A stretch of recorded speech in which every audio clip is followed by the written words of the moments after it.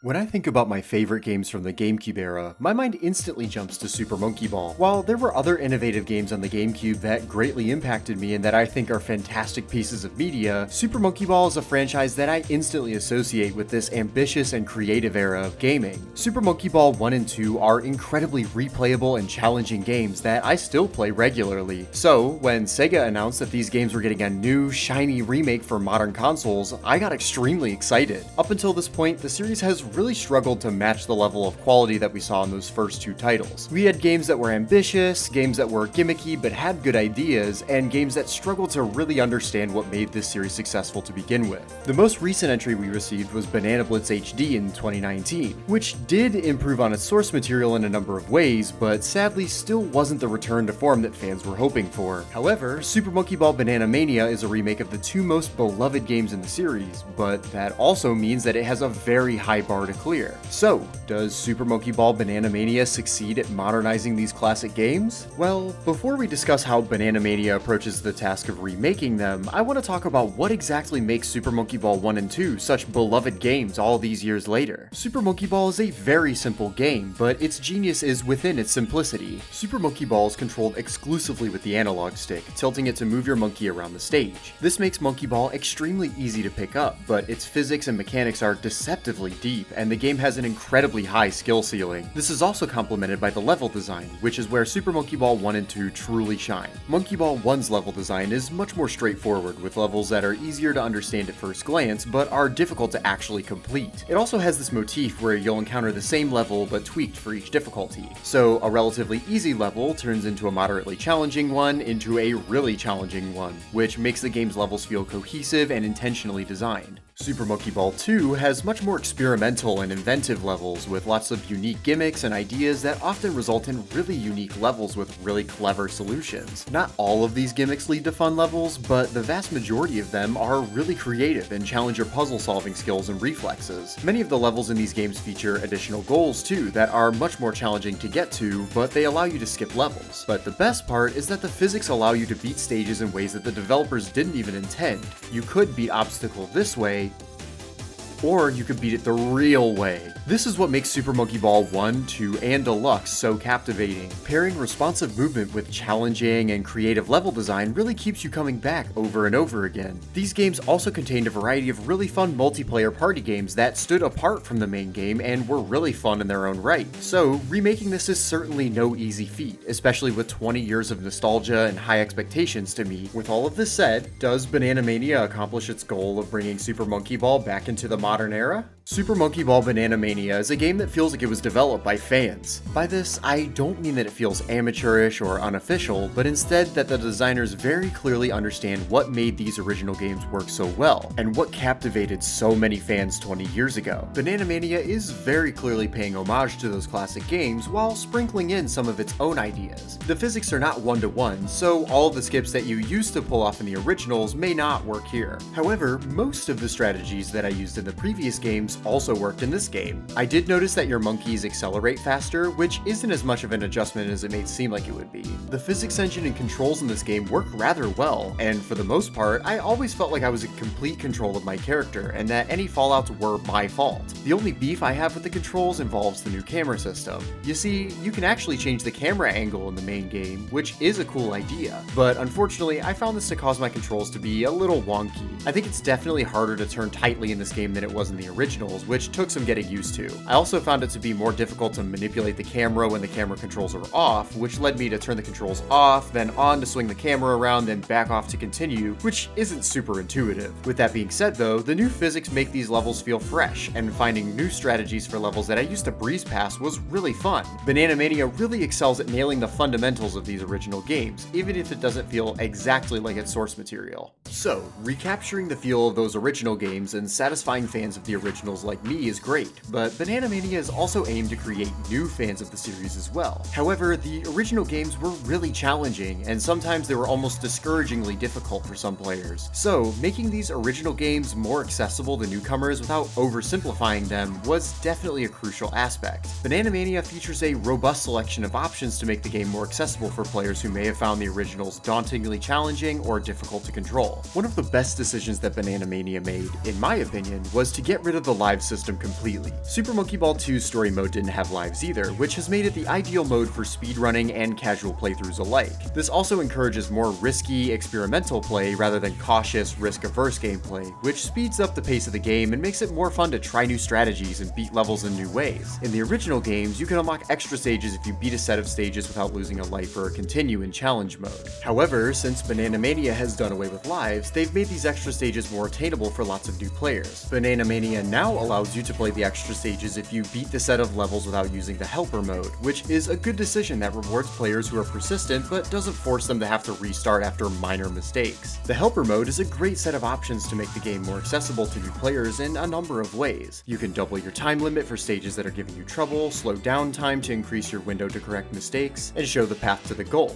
There are other helpful accessibility options outside of helper mode too, like this arrow that will show exactly what direction you're inputting if you're having difficulty on slopes or narrow paths. You can even choose to pay in-game points to skip levels too if one particular level is giving you a hard time. You can also unlock the jumping ability from Banana Blitz, which is really useful and fun to use if you're struggling with any levels. Quick side note, but I really hope that jumping gets its own dedicated speedrunning category because it's going to be super fun to watch players push this ability and the game's physics to their absolute limits. This is all great stuff that will allow a lot of players who likely found the originals to be crushingly difficult to experience a lot more of the game, while still rewarding players who complete levels normally. Providing players with these options will really make the game a lot more palatable for series newcomers, similar to how Celeste's Assist mode allowed many players to enjoy that game's incredible story and level design at a pace that works well for them. Some of the more wonky levels have even been reworked to be less frustrating, and many other levels have also received subtle changes that will help make them more intuitive as well, from these borders on inchworms to show where the paths fold, to adding colors to these planks on Mad Shuffle to help make pattern recognition a little easier, to these bananas on reversible gear to make the solution less cryptic. These changes don't impact the level's difficulty and still provide a satisfying aha moment when they're completed, but these subtle improvements go a long way to help make the game an ideal entry point for the series. There are tons of modes to play that each provide a unique experience and complement the level design in their own way. There's the story mode, which features all the Super Monkey Ball 2 stages across 10 worlds in the same vein as the original, which is the best way to start in my personal opinion. The only problem that I have with story mode is that the cutscenes are sadly lacking in comparison to the originals. The original cutscenes were weird, goofy, and endearing, but these new cutscenes kind of feel like a synopsis of the original story. If you didn't play the original game, I can almost guarantee that these cutscenes will likely not make a whole lot of sense and will not really feel like a cohesive story. However, the story mode is a great way to play through these levels, but there's also challenge mode for Super Monkey Ball 1 and 2, similar to the challenge mode from those games where the levels are separated by difficulty. There are a handful of additional unlockable modes to play here as well. There's Deluxe mode, which includes the levels that were exclusive to Super Monkey Ball Deluxe, Original mode, which features the original versions of the levels that were reworked for an additional challenge. There's also Reverse mode, where you play some of the levels backwards. There's Dark Banana mode, where you have to complete stages without touching these dark bananas, and Golden Banana mode, where you have to collect all of the bananas in the stage within the time limit. If you were worried about Banana Mania being too easy for hardcore fans, these modes are really unique and provide a lot of additional challenge that is worth checking out. There's a ton of content here to really keep you busy, which definitely makes it worth its price tag. I will say though, it's a massive bummer that the main game does not have any form of multiplayer. There are online leaderboards, which are super cool, but I was really hoping that we could get competition mode back, or maybe some new modes that change up gameplay like we saw in the indie title Paper Ball, or at the very least, just alternating playing through courses with other players. But sadly, the only multiplayer offerings are the party games. The party games in the originals offer some of my favorite multiplayer experiences on the GameCube, so let's talk about each party game and how they change things up from the original. First up is Monkey Race. I'm sorry to say this, Monkey Race fans, but Monkey Race 1 and 2 are super slippery, clumsy minigames in their original form. In the originals, it always feels like I'm controlling a bar of soap, but Monkey Race and Banana Mania is probably the best it's been yet. The controls are a whole lot less frustrating, and I found myself enjoying the mode much more this time around. The items are still chaotic, chaotic, the courses are still chaotic, but it's a much more manageable chaos this time around. Monkey Fight has always been a favorite of mine. It's what Street Fighter V wishes it could be. However, Banana Mania's version of Monkey Fight definitely feels different from the originals, but not necessarily in a bad way. Monkey Fight is a lot more stiff than it felt in Monkey Ball 2. I'd say it feels closer to Super Monkey Ball 1's fight mode with the added ability to charge up your punches. I definitely prefer the chaos that is Monkey Fight 2, but get some friends together and this will still be a great time. Monkey Target. Easily my and many others' favorite party game, Monkey Target 1 and 2 were similar yet unique, with Monkey Target 1 having players alternate with a different, more challenging item system, while Monkey Target 2 had players flying simultaneously, with a lot more items to pick up as you fly to the target. Monkey Target is simple to understand and tough to master, which makes it a great time with a group of friends. However, after this, Monkey Target has always been a shell of its former self, never truly figuring out what exactly made this mode fun. And I'm sorry to say this, but Monkey Target and Banana Mania doesn't really live up to its predecessors. While this definitely is the best form of Monkey Target that we've had in years, it doesn't quite meet the standards that the original set. Let's talk about some positives first. Firstly, these are the good old classic target stages, which is super cool. I also really like how the Wheel of Danger was changed to add some positive outcomes too, like adding more points to your score and adding more items to the field. The big change that I'm kind of mixed on is the way that momentum works in this mode. In Monkey Target 1 and 2, the sky really was the limit when it comes to how fast you could take off from the ramp, and you could really try any approach that you want. This is somewhat changed in Banana Mania since the takeoff is kind of scripted in the same way that you'd blast out of the cannon in Banana Blitz. I'm mixed on this because for new players, this can be a helpful handicap and allow them to keep up even if they mess up on the initial takeoff. However, it really defeats the purpose of building speed when your actions don't affect your takeoff nearly as much. My suggestion would be to keep this scripted takeoff available, but allow it to be toggled on and off in a handicap menu before the game starts, kind of like how the auto steering works in Mario Kart 8. This would provide a best of both worlds solution to allow everyone to be able to play the game in their own way.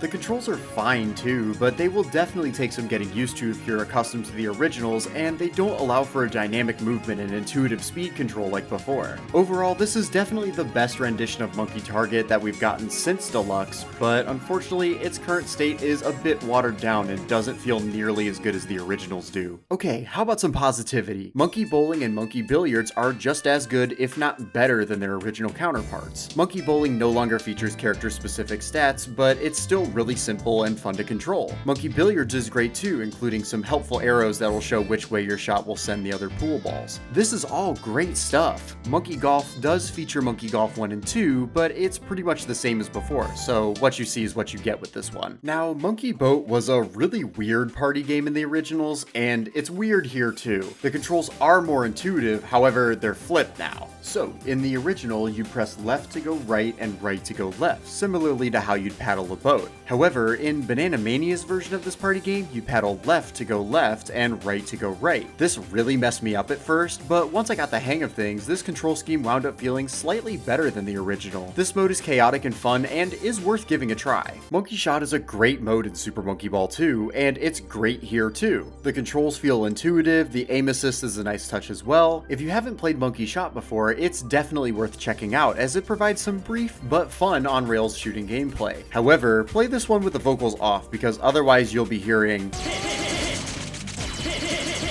Monkey Dogfight was never a party game that really clicked with me. It always felt really boring, slow, and unintuitive. However, I do think that Banana Mania's Monkey Dogfight controls much better and is more fun to play as a result. The clear shot mechanic is helpful, and the game doesn't devolve into spamming pineapple missiles like the original. If you're like me and you weren't the hugest fan of Monkey Dogfight and Super Monkey Ball 2, give this version a shot, and it might be better than you expect.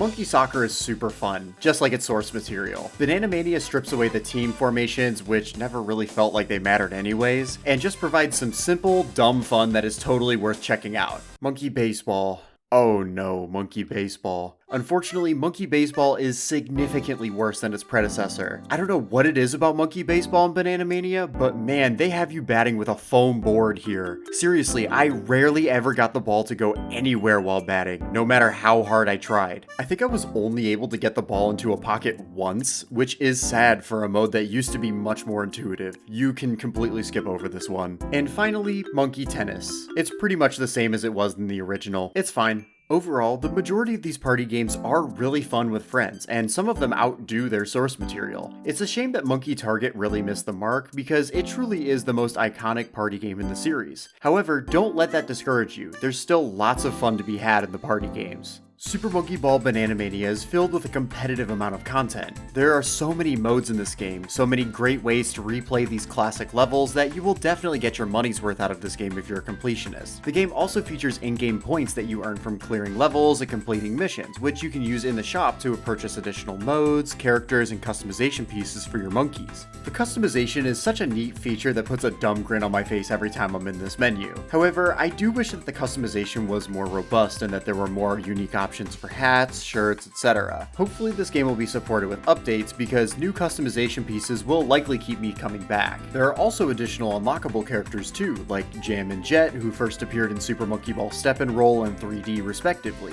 There's also Sonic and Tails, Beat from Jet Set Radio, and Kazuma from Yakuza, who are such neat additions and are completely unlockable without the need to pay. There will be additional characters in the form of paid DLC, including Hello Kitty and Morgana, but honestly the base roster is really cool.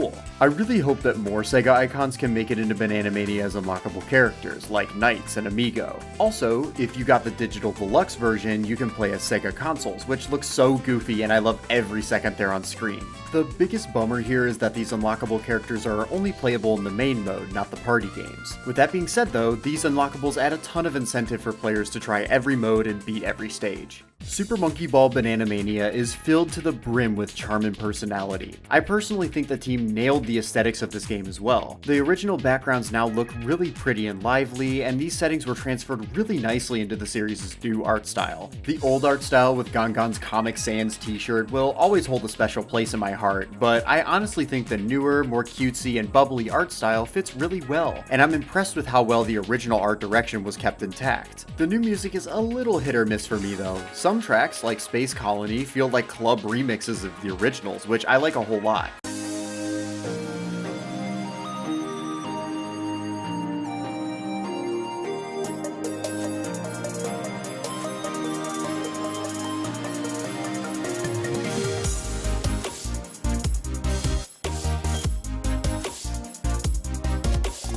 Some, like Bubbly Washing Machine, are pretty enjoyable, but I still prefer the original track.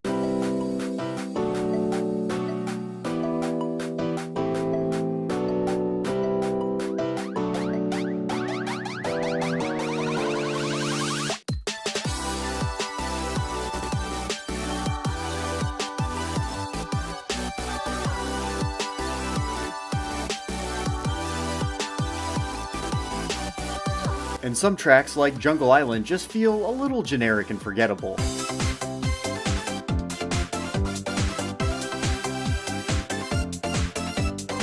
I don't think any of the music is bad, and you can purchase the original soundtrack if you want to, but I think the new music is enjoyable enough. Super Monkey Ball Banana Mania was created by a team that very clearly has a passion for this franchise and that also understands its appeal. Banana Mania is not a perfect remake, but it's an incredibly soulful one, bringing the original games to a new audience with robust accessibility options and challenging new ways to re-experience these levels. While this game doesn't replace the originals, it certainly stands alongside them as a great way to experience Super Monkey Ball 1, 2, and Deluxe. Super Monkey Ball has had a rough track record for many years now. However, if this team is managing the future of Super Monkey Ball, I think the series is in great hands. Thanks so much for watching. I really appreciate it, and I hope you have a great rest of your day.